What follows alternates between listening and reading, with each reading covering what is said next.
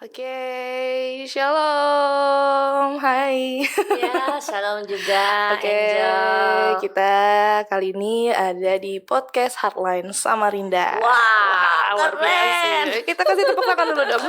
Buat hotline ya. Ya, oke, kembali lagi, bukan kembali lagi sih. Ini perdana Oh, perdana. untuk podcast Samarinda Wow, gitu keren ya. banget ya. Dan kali ini bersama Angel dan ada juga penyiar juga nih di Hardline Samarinda yaitu Iya. Kak Ayang. Hai. Ya. Wah, luar biasa banget ya. Sebuah kehormatan ya, Waduh. perdana diundang duluan ya. Gimana Kak kabarnya? Jadi bisa buat bahan evaluasi. Gimana Kak kabarnya? Kabar saya luar biasa, baik, Baik, puji sehat. Tuhan. Hari ini ngapain aja nih Kak Ayang? Hari ini sebenarnya tadi rencana ada latihan bersamaku, Oh, gitu. tim Samarinda, Anan? berkaitan tarian ya. Oke. Tapi ternyata mendekati waktunya leadernya izin gitu kan. Kita ini ya udah kalau gitu bagian inilah ya, prepare aja di rumah karena nanti setelah dari podcast ini kan saya lanjut ke gereja untuk persiapan apa tuh Paskah ya, Paskah, cukup oh, agung buat teman-teman penari tim saya gitu oke, kan. cukup Baru habis produktif itu ada lanjut lagi ada undangan gitu, ibadah. Saya jarang ikut, jarang datang. Jadi mumpung ini ya bisa. Karena biasanya kalau malam tuh jadwalnya latihan kami kan. Oke. Nah, karena mikirnya liburan mau diubah pagi ternyata tetap aja nggak jadi. Akhirnya ya udah mumpung ada waktu ya udah disempetin. Wah, oke, cukup produktif juga nih ya aktivitasnya Iya, puji Kak Tuhan Ayang ya, masih Puji diberi kesehatan. Tuhan. Oke, listener, pada kali ini ya pada podcast Heartland Samarinda ini kayak aku bersyukur banget gitu. Sangat tercengang gitu awal-awal. Ya karena maksudnya ada hal yang menarik gitu untuk pembahasan kita kali ini. Oh iya, oke. Nah, namun sebelum kita jauh lebih Ke depan gitu ya. Apa coba? Ya, nanti perkenalan sama Angel nanti aja ya. Nanti kita Oke. perkenalan dulu nih sama Kak Ayang gitu ya. Iya. Jadi Kak Ayang sendiri, Angel panggilnya Kak Ayang gitu ya. Tapi Boleh. nama lengkapnya Kak Mbak, Ayang? boleh. Nenek yang jangan. Ya, jangan ya. Iya, gimana? Nama lengkapnya Kak Ayang? Nama lengkap saya pakai sama titel ya? Oh, boleh. Kayak banget ya. Sama titel juga nggak apa-apa Kak? Enggak. Nama lengkap saya Ayang Victoria Meiti. Oke, Ayang Victoria Meiti. Ya, Oke, itu nama dan lengkap. Dipanggil Kak Ayang Ya, gitu betul atau Mbak sekali. Ayang atau Sus Ayang gitu ya. Iya. Nah, yang luar biasanya adalah Kak Ayang ini merupakan seorang putri dari Bapaknya. dari bapaknya. Oke. Oke. Belum saya Dan lanjutkan ibunya. ya. Bapak dan ibunya Tanpa yang bapak kan tanpa ibu kan gak lengkap ya. Bapak ibu menjadilah Kak Ayang gitu Iya. ya. Oke, boleh dilanjutkan. Silakan. Nah, ya seorang putri dari mantan wakil gubernur tahun 2003 sampai 2006 benar ya Kak ya? Dengan almarhum Bapak Dr. Andes Yurnalis Ngayon. Ngayoh, sorry Kak ya. Itu buka di mana ya? Oh iya, sorry Kak. Ini Enggak apa-apa. Nah, Aman aja. Jadi awalnya aku tuh kaget Kak. Oh iya. Karena waktu aku ada di sini di Hardline Samarinda, Angel nggak tahu sama sekali Oh, gitu. Jadi waktu dapat info dari teman-teman bahwa Kakak adalah seorang putri dari wakil gubernur di tahun 2003 sampai 2006, bahkan pernah PLT gubernur juga. Iya. Nah, jadi saya sangat luar biasa gitu ya. Seorang putri ya, seorang putri dari dulu yang pernah menjabat sebagai gubernur di Kalimantan Timur. Bisa senang gitu melayani Tuhan. Dan Angel tahu aktivitas Kak Ayang tuh adalah banyak banget waktu untuk pelayanan gitu, maupun yang tadi Kakak bilang lagi tamborin, pelayanan tarian tamborin. tarian, bahkan aktivitas Kakak juga mengajar ke anak-anak sekolah gitu. Betul. Ya, dan itu membuat Angel kayak wow luar biasa gitu ya. Puji Tuhan karena dia ya. Jadi Kakak ini dari anak yang keberapa nih Kak? Saya anak nomor 4 terakhir. Tapi kalau dari ibu biasanya selalu bilang saya anak nomor 5. Kenapa? Karena nomor 4 itu kan keguguran waktu itu. Tapi kalau dihitung berdasarkan urutan ininya apa ya istilahnya kayak apa perhitungan penduduk lah ya. Oke. Saya nomor 4 gitu, anak bungsu gitu. lah. Anak bungsu, jadi anak paling terakhir gitu Anak jadinya. paling terakhir, bontot. Oke. Terus saya juga ada beberapa membacakan artikel bahwa almarhum papa itu benar-benar sangat dikagumi gitu dari beberapa tokoh, bahkan tokoh-tokoh publik juga yang ada di kota Samarinda. Mereka juga merasa sangat kagum dengan beliau almarhum karena kinerja yang cukup luar biasa dan juga berpartisipasi untuk Kalimantan Timur ini. Jadi selama menjadi seorang putri bangga banget gak sih? Bangga gak sih punya itu ayah yang seperti itu ya? Itu pernah sih terceletuk oleh salah satu sahabat saya waktu saya kuliah di Jawa ya. Saya sebenarnya waktu masih bapak menjabat itu agak menutup hal itu gitu ya. Gitu. Jadi nggak semua teman-teman itu tahu. Tapi memang saya tuh teledor orangnya kan. Kadang bapak kan suka kasih kartu nama tuh identitasnya gitu ya. Jadi serapat apapun gitu ya, seperti peribahasa gitu kan, kita bisa menutupnya tetap ketahuan juga kan. Nah waktu itu sempat ketahuan salah satu sahabat saya, dan waktu dia ngajak saya penelitian menemani dia memang sempat saya dengan bangga perkenalkan saya gitu ya. Dan kemudian setelah dari situ saya ngomong sama dia, maaf ya aku nggak suka diperkenalkan seperti itu. Dan itu yang membuat dia bilang, kenapa kamu seharusnya bangga. Nah itu dia, sebenarnya saya bangga gitu ya. Cuman waktu itu entah kenapa itu sebuah kayak beban tersendiri sih. Kalau zaman sekarang kan untungnya dulu nggak ada ini ya, nggak ada medsos ya. Belum. Kalau zaman sekarang kan apa-apa kalau orang tuanya pejabat kan pamer gitu. Dipantau juga. Kamu kalau lagi bermasalah, orang tua saya ini gitu kan. Dipantau gitu kan. Nah, tapi memang nggak tahu ya, memang kami rata-rata dari kakak-kakak juga gitu. Tipenya memang nggak suka terlalu di follow up gitu kan. Nah, jadi tapi kalau dibilang saya bangga dengan pribadi Bapak, bangga sekali gitu ya. Tambah lagi ketika mungkin karena waktu itu ini ya belum terlalu berpikiran yang yang paham betul dengan posisi Bapak. Memang waktu itu sempat ada rasa jauh gitu kan, karena kan Bapak sibuk dan segala macam gitu. Tapi yang saya lihat saat waktu itu sosok Bapak itu sibuk apapun dia selalu mengusahakan untuk mengunjungi saya di Jawa gitu kan. Selalu ada waktu gitu kan, dan selalu nelpon. Dan saya bersyukur sih, itu sisi positifnya, dan selalu berpikiran yang baik sih, bijak gitu kan. Nah tetapi waktu itu hanya sebatas itu gitu kan. Tapi ketika saya sudah tambah usia, terus udah kenal banyak orang, terus kemudian Bapak meninggal juga, atau waktu Bapak sudah pensiun gitu ya. Dan saya itu kan kumpul di beberapa orang, dan mereka memang mengatakan bahwa bapakmu luar biasa ketika mereka tahu gitu ya. Dan sama tentang integritasnya ya, kejujurannya itu orang-orang sering salut di situ. Sehingga sebagai anak ya saya semakin merasa bersyukur gitu loh, bersyukur punya Tuhan tuh memberikan sosok ayah yang seperti itu, seorang sosok ayah yang diidamkan banyak orang gitu. Dan ada satu momen di mana akhirnya saya berani untuk speak up tentang posisi saya sebagai anak, mengeluarkan haknya.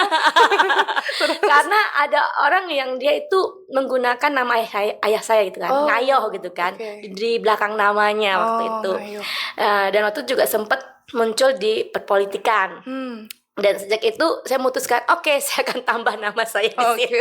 Karena dia nggak ada hubungan sama sekali gitu ya, jauh banget gitu ya, pakai banget gitu. Nah tapi kita ini yang anak kandungnya itu kan nggak pernah menggunakan privilege yang ini banget gitu ya. Tapi ketika dipakai gitu ya kadang takut disalahgunakan juga. Nah, makanya udahlah mulai memberanikan diri menggunakan nama itu. Seperti itu. Wah luar biasa ya. Panjang ya penjabarannya. Iya. Tapi memang kalau ya itu seandainya pada zaman itu ya, karena kalau kita lihat kan sekarang anak-anak muda kalau orang tuanya sudah ada yang tinggi jabatannya, apa-apa di flexing kayak gitu kan ya. Beberapa begitu ya, ada yang ingin seperti itu ya, meskipun ada juga yang humble juga gitu kan.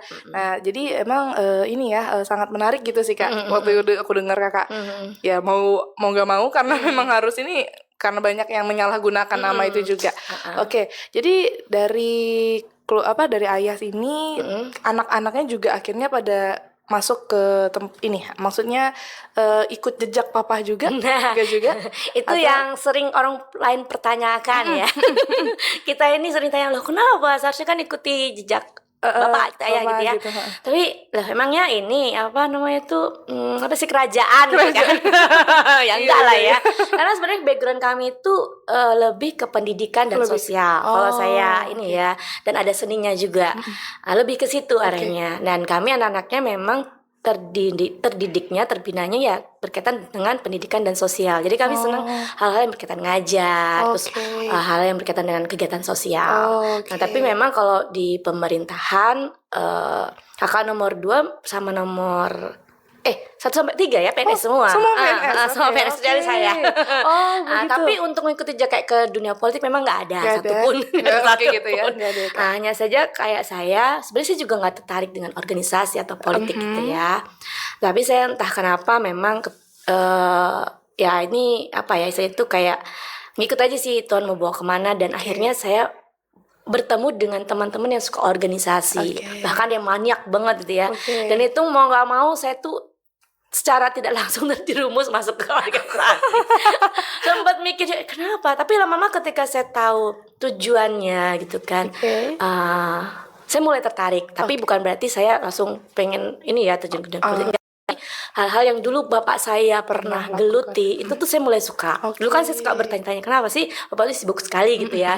Dan mama saya tuh paham bapak saya, bapakmu tuh masuk ke organisasi, biarlah dia tuh senang gitu kan, dia merasa hidup gitu ya. Nah jadi akhirnya ketika saya ketemu dengan teman yang model-modelnya seperti itu, saya udah mulai paham juga. Oh iya benar gitu. Seperti itu. Wah gitu ya. Wah tadi kakak sempat ngomong kalau semua saudara-saudara kakak dari yang pertama sampai yang ketiga PNS semua, terus kecuali kakak. Iya. Gitu ya. Kenapa kak? Kenapa nggak ikut kakak-kakak? PNS ya. Saya mau ceritain, tapi ini bukan berarti seorang rohani banget ya. Nggak apa-apa. Jadi gini, waktu itu saya udah ambil keputusan pelayanan di Semarang, di sebuah tempat namanya The School of Life. Awalnya leadernya itu adalah teman seperti kakak rohani di Komsel gitu ya. Tapi kemudian beliau ini memutuskan untuk buka yayasan yang menerima orang-orang yang tidak diinginkan keluarganya. Nah, teman saya ini kakak rohani saya ini tunanetra. Dan dia juga penyiar gitu ya, penyiar. Dan saya berteman baik dengan beliau sampai di satu titik. Kan pertama bapak saya cuma berpikir ya nggak apa-apa kamu di situ, namanya belajar. Mikirnya belajar ya, belajar sosial, magang lah istilah bapak saya waktu itu, mama saya juga. Tapi ketika mereka bertambah usia, mereka mikir kamu harus PNS, kamu ini sudah akan bertambah tua gitu dan macam-macam ya. Waktu itu saya berdoa gitu ya, saya berpikir oke, saya mau daftar PNS. Cuma entah kenapa waktu itu saya cuma diberi pengertian, karena waktu itu saya punya pikiran begini ya, udahlah kalau memang Tuhan mau saya pasti diterima, kalau enggak ya udah gitu kan. Saya tuh ikut-ikut aja lah daftar, nggak apa-apa. Tapi waktu itu kayak saya tuh ada pengertian bahwa kalau kamu seperti itu, kasihan yang memang benar-benar membutuhkan posisi itu. Kalau kamu percaya memang Tuhan mau kamu pelayanan, dia pasti bisa mencukupi apa yang kamu butuhkan. Nah waktu itu saya tuh namanya kita mau lagi belajar ya untuk mengikuti tuntunan Tuhan, walaupun benar nggak sih ini maunya Tuhan. Tapi akhirnya saya ngomong sama orang tua saya, maaf saya nggak bisa ambil PNS, nggak bisa tes karena saya punya komitmen untuk melayani Tuhan di sini gitu. Waktu itu saya berpikir saya akan selamanya di yayasan itu memang. Karena saya merasa itu panggilan pertama dalam hidup saya. Dan selamanya waktu itu. Jadi saya saya ikut. Dan ketika saya ambil keputusan itu, waktu itu kan saya pelayanan di situ benar-benar nggak digaji ya, nggak ada PK sama sekali, benar-benar murni kita pengabdian istilahnya, karena namanya pengabdian di sana, tim pengabdi gitu ya. Nah entah berapa lama ya, nggak lama sebenarnya, kita hitungan berapa bulan. Nah yayasan kami itu diberkati Tuhan dengan sangat luar biasa, sehingga leadernya mengambil keputusan inilah saatnya kita mau menghargai kalian, apresiasi kalian yang sudah lama mengabdikan diri di tempat ini. Dan sejak itu saya dapat PK. Nah dari situ saya langsung ini, berarti bener nih Tuhan. Dalam arti kan Tuhan janji akan memenuhi kebutuhan saya. Kan ketakutan orang tua saya adalah saya nggak bisa tercukupi kebutuhannya.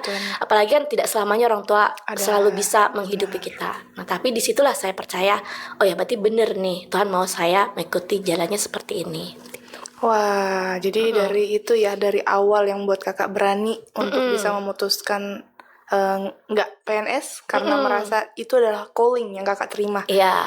Dan Oke. satu lagi yang membuat saya makin kuat adalah ketika orang tua saya sakit. Kenapa? Karena PNS itu kan nggak boleh sembarangan izin ya. Oke. Nah, memang waktu itu saya pergumulan berat karena saya harus milih antara pelayanan sama menemani orang tua sakit. tua. Tapi paling tidak untuk saya izin menemani mereka berobat, dirawat di rumah sakit untuk berapa hari, berapa bulan tuh masih bisa gitu ya.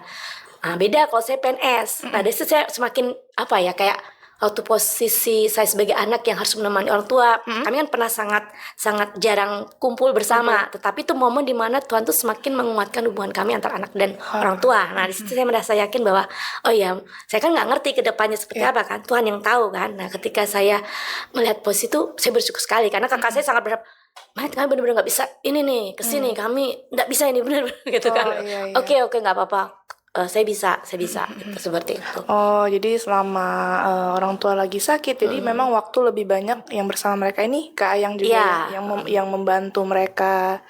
Oke, jadi dari situ awal kakak menerima calling yang dari Tuhan bahwa kakak mau melayani Tuhan. Nah, setelah itu pasti banyak banget dong journey yang udah kakak lewatin. Kakak pernah nggak sih ngerasa di tengah-tengah kakak mau melayani, sempet terpikir bahwa atau membandingkan diri kakak dengan orang lain, mungkin bisa jadi dengan saudara sendiri, wah kok semakin sulit ya kayak gitu ke depannya. Mungkin pasti ada tantangan Ya, kan, pastinya. karena ya itu sebagai pelayan Tuhan pasti hidup nggak akan mulus terus. Betul. Pasti banyak tantangan. Nah, pernah nggak sih anggaplah burn out dengan diri pelayanan kakak ya, dengan diri sendiri juga. dan akhirnya membuat aduh aku salah ya kayak gitu. Pernah nggak sih Kak Ayang? Pastinya ada di masa-masa itu ya. Kalau di awal karena memang waktu itu kalau saya kelas balik setiap apa tuh ada momennya gitu ya. Nah, jadi waktu di Semarang itu memang sempat 3 kali saya hampir resign dari pelayanan dengan berbagai alasan. Tapi alasan yang terakhir yang menguatkan saya tidak keluar adalah karena Tuhan gitu ya. Sebelumnya kan karena biasalah kalau ada gesekan antar sesama atau merasa kurang dipercaya gitu kan. Tapi Tuhan tuh baik banget kasih pengertian. Akhirnya saya saya mau tetap melayani Tuhan sampai akhirnya Tuhan nyatakan udah waktunya selesai pelayanan di situ. Dan kebetulan waktu itu Mama juga udah dipanggil Tuhan. Dan saya mau tidak mau harus resign gitu ya. Nah itu waktu saya pelayanan itu sebenarnya saya sangat bahagia banget gitu ya. Karena saya merasa sangat dibutuhkan. Dan apalagi orang-orang yang datang kan berkata, mulia banget kamu ya, mulia gitu ya. Tapi ketika saya selesai dari resign gitu ya, selesai dari pelayanan di sana terus resign pulang Kalimantan, itu kerasa banget saya tuh kayak orang pengangguran karena saya nggak punya pekerjaan, paling yang lipat selimut waktu itu bangun tidur lipat selimut menemani bapak gitu kan, apalagi mama udah nggak ada jadi semakin inilah ya. Nah tapi ya puji Tuhan saya bisa melewati itu sama Tuhan sama nggak lama ya, cepat aja sih sekitar mungkin 6 bulanan itu udah Tuhan kasih pekerjaan. Dalam arti pekerjaan pun bukan saya cari karena kebetulan mama kan pernah kerja sama dengan orang dalam hal pendidikan. Ketika mama meninggal, dia kayak berat untuk meneruskan, akhirnya dikasih ke saya untuk meneruskan. Waktu itu saya agak ragu-ragu, tapi ya sudah akhirnya saya terima gitu kan. Nah, di situ apa ya, saya kayak dimurnikan gitu ya hati saya. Dulu saya merasa ketika pelayan tuh artinya itu kayak seneng banget ketika orang memuji gitu ya. Tapi ketika balik saya sadar bahwa yang Tuhan inginkan itu adalah tidak mencuri kemuliaannya ya kan. Jadi saya mulai sadar bahwa sebelumnya saya menaruh keberhargaan diri saya pada pelayanan. Salah kan. Harusnya kan pada Tuhan. Sehingga ketika saya Tuhan tarik dulu pelayanan saya waktu itu, saya ngerasa gak berharga. Saya mulai membandingkan dan mulai salah kali ya dan segala macam. Tapi dengan berjalan waktu saya mulai melihat Tuhan itu kan pemain catur yang handal ya. Dan saya lihat ada hal yang Tuhan bukakan yang buat saya melihat bahwa cara Tuhan, jalan Tuhan itu sudah tepat. Meskipun awalnya terasa menyakitkan. Seperti waktu itu yang saya rasakan seperti Abraham yang dijanjikan Ishak ya. Tapi Ishaknya mau diambil. Nah itu saya tuh waktu itu ngerasa seperti itu. Iya, ngerasain seperti itu. Tapi kakak rohani saya waktu itu cuma bilang, enggak, yang Tuhan enggak ngambil panggilanmu, tapi itu akan segera dikembalikan sama kamu. Nah waktu itu saya enggak paham maksudnya apa. Tetapi dengan waktu saya lihat ternyata pelayanan saya diperluas sama Tuhan, bukan hanya di satu tempat, tapi semakin diperluas. Dan ketika pelayanan diperluas pun seperti yang Angel katakan tadi, pernah nggak burnout gitu ya dan segala macam. Pernah, apalagi kalau saya nggak duduk diam di kaki Tuhan gitu ya. Jadi semua itu kayak hampa, tak berguna, sia-sia. Jadi harus back lagi tuh, back to God lagi gitu kan. Oke banget nih back to God. Tapi memang saya nyadar banget, saya tuh kalau tanpa Tuhan nggak ada apa-apanya, nothing gitu ya. Karena kalau dibilang saya dipercaya misalnya di pelayanan tarian, kemudian baru-baru ini di pelayanan wanita single gitu ya. Sebenarnya kalau secara kacamata manusia, saya itu sebenarnya nggak layak gitu kan, karena banyaklah kekurangan saya gitu kan. Tapi itu tadi Tuhan ngajarin saya ketika saya diproses, ketika saya hampir menyerah, ketika saya merasa mulai membandingkan, kayaknya enak ya jadi itu, enaknya gitu ya. Walaupun dulu saya pernah ngerasa namanya berkecukupan, ada limpah, dan kemudian tiba-tiba di posisi yang banyak hal yang ternyata jadi orang tua yang sudah bertambah itu mikir juga ya masalah bayar ini, iya benar cicilan dan segala macam. Terus sadar ya yang mungkin ya. Dulu ya anteng kan orang tua ting ting ting kita nikmatin ya, sekarang kita udah mikir gitu kan. Tapi tapi di situ saya belajar banyak gitu ya. Disitulah saya tuh ketika kita hampir menyerah, hampir jatuh, tergeletak gitu ya. Tapi Tuhan tuh angkat lagi, Tuhan kasih pengertian, Tuhan pertemukan dengan orang-orang yang baik, orang yang tepat, yang bisa membuat kita tuh menemukan lagi keberhargaan diri kita, tidak lagi pada hal-hal yang keliru, tapi kembali kepada Tuhan seperti itu. Luar biasa. Jadi dari ceritanya Kak Ayang ini aku bisa membayangkan bahwa ini menjadi pesan gitu sih untuk Angel, bahkan untuk kita semua yang akan melihat ini. Jabatan atau kedudukan atau posisi itu bukan segalanya.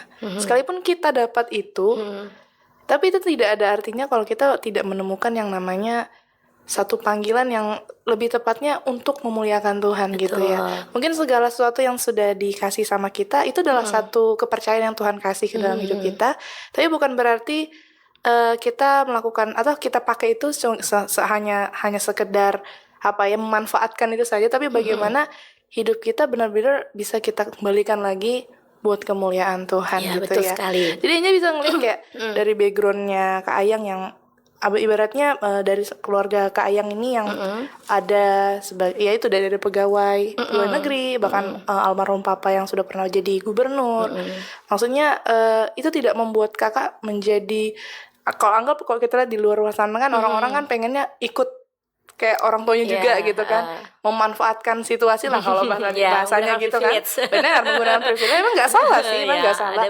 Tapi yang membuat aku kagum dari Kak Ayang ini, kakak punya panggilan tersendiri, dimana panggilan itu yang membuat kakak bisa ada sampai hari ini, yang membuat kakak sampai bertahan, dan itu tentang pelayanan kepada Tuhan gitu.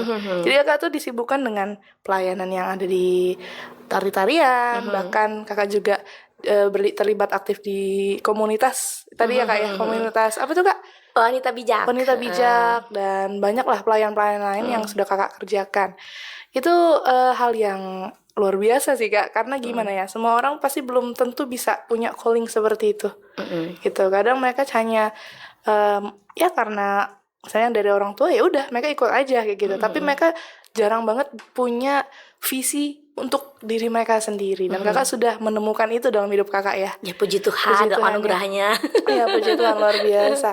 Nah, untuk Kak Ayang dalam perjalanan kakak nih untuk menjalani setiap tugas tanggung jawab atau pelayan yang kakak kerjakan ini, apa sih yang membuat kakak mantap gitu untuk diri kakak sendiri, bahwa apa yang kakak kerjakan itu nggak sia-sia gitu? Oke. Setiap kali saya melangkah atau mengambil keputusan, itu memang saya punya dasarnya. Kembali lagi, saya nggak ngerti, cuman dari dulu kalau sudah berkaitan sama hubungan dengan Tuhan, saya suka. Jadi seperti misalnya di tarian, itu waktu itu kerinduan saya cuman, Tuhan, aku ingin bisa menyembah seperti Auntie Margaret gitu ya, menyembah Tuhan dengan hati yang seperti itu. Dan Tuhan benar-benar temukan dengan beliau dan masuk dalam keanggotaan beliau. Itu luar biasa banget bagi saya. Yang tanya secara tarian, sebenarnya saya tuh skillnya dulu benar-benar orang tahu lah ya. Enggak tahu. Parah banget, maksudnya tuh ada saksi mata yang saksi itu selalu berkata, aku nggak nyangka loh kamu bisa melatih. Gitu, baiklah. Anda tahu betapa cicilan saya awalnya gitu ya. Nah, terus kemudian ketika Tuhan pun menetapkan saya di dunia pendidikan, saya tahu bahwa kemudian Tuhan itu adalah yang ditaruh saya adalah saya ingin lihat generasi anak-anak itu bisa bertumbuh menjadi ya mereka bukan hanya smart secara pikirannya, tapi juga mereka punya hubungan kedekatan dengan Tuhan sejak kecil gitu ya. Nggak tahu sih, kayak Tuhan itu ketika saya diposisikan suatu tempat itu tuh selalu ada hati yang dikasih gitu, dan ujungnya tuh ya untuk ini sih, untuk ke Tuhan juga gitu kan. Dan ketika di Wanita Bijak pun saya juga karena saya mendapatkan visi dari Tuhan gitu kan. Jadi kenapa saya bisa tetap yakin dengan apa yang saya putuskan, itu kembali karena saya ngerasa sebelum saya melangkah atau ketika saya berada di pos itu, kayak saya tuh dibukakan gitu loh. Ini loh maksudnya gitu loh. Dan itu ada dasar firman yang Tuhan kasih, bukan sebatas kayak ingin-inginan saya gitu, enggak. Tapi kayak sudah dikasih pondasinya. Jadi makanya ketika orang bertanya, untuk apa sih kamu ini pelayanan atau nari? Mungkin orang berkatakan, oh untuk mengisi kegiatan. Harapannya saya menjawab seperti itu gitu ya. Atau ya hanya sekedar menyenangkan Tuhan gitu ya. Atau ya memang harus begitu kan orang Kristen, seperti itu lah ya. Harapannya mereka ketika mereka tanya saya, mereka mendapatkan jawaban seperti itu. Dan saya juga bingung ketika saya menjawab yang lain, mereka terheran-heran gitu ya. Karena saya selalu jawab, nggak tahu, cuman saya ngerasa saya pingin aja, saya rindu untuk bisa melayani dengan hati yang seperti misalnya yang saya lihat contoh-contoh teladan gitu ya, seperti orang ini dia punya hati yang melayani dengan Tuhan luar biasa. Jadi saya tuh kayak bukan hanya sekedar melayani untuk supaya saya kelihatan aktif dan produktif, bukan, tapi karena saya tahu Tuhan taruh visi misi dalam hidup saya, dan untuk bisa mencapai itu saya harus melewati beberapa langkah gitu. Karena saya ngelihat setiap kegiatan yang saya ambil tuh semuanya saling ada benang merahnya gitu, untuk satu tujuan. Dan itu yang membuat kakak bisa nikmatin hari-hari kakak. Itu yang membuat kakak bisa lebih bersyukur lagi, bahkan lebih dekat lagi sama Tuhan ya kak. Seandainya nih kak, waktu bisa diulang kembali, kakak kan udah ngelewatin journey yang panjang nih. Waktu ulang bisa kembali, kakak masih mau milih kakak mau melayani seperti ini, atau kakak pengen ngikutin jejak kakak-kakaknya kakak aja? Nah, saya sangat bersyukur dengan kondisi saat ini. Tapi kalaupun harus diulangi, saya hanya ingin bahwa dulu kan saya tidak pernah menggunakan privilege orang tua ya. Itu sempat sih. Tapi bukan tujuan untuk ini ya, untuk ini, tapi lebih ke kayak lebih pelayanan aja. Karena gini, saya sempat berpikir, kenapa sih kita ini pelayanan untuk Tuhan tapi selalu bergumul tentang masalah dana gitu ya. Itu ya. Kadang dana pribadi gitu kan. Tapi nggak apa-apa sih, karena dari situ saya belajar pentingnya memanage keuangan, pentingnya memanage waktu juga dan segala macamnya. Tuhan ajarin di situ. Dari situ saya belajar bahwa mungkin kalau disuruh ngulang ya saya ingin lebih bisa memanage waktu, memanage keuangan yang sudah pernah Tuhan berikan di waktu dulu, yang saya istilahnya tuh sia-siakan gitu kan, untuk hal-hal yang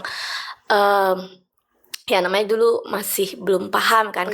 Saya bertobat, terima benar-benar serius ikut Tuhan tuh umur 20-an gitu kan. Nah jadi kayak pengen lebih, seharusnya saya bisa lebih dekat dengan Tuhan tuh lebih awal. Itu pasti akan membawa lebih banyak hal. Tapi ya kembali lagi, saya tidak pernah menyesali. Kalaupun harus melewati seperti ini, saya tetap sangat bersyukur karena semua yang saya impikan, doakan waktu kecil ya, Tuhan itu kasih jawaban, kasih kayak jadi realitanya itu ketika usia saya 40 tahun ke atas. Ketika saya flashback tuh ya, kayak saya pengen nari, Pak. Dulu kan saya pengen wusu ya, pengen balet, nggak kesampaian. Ketika masuk ke Saka Ministry, saya belajar itu. Pas itu bukan bener-bener wusu ya, tapi kita nari pakai pedang. Terus kemudian nari dasarnya balet kan dikasih. Nah, maksudnya dan juga ketika waktu kecil saya pengen punya teman. Dulu kan saya lebih banyak temannya cewek gitu ya.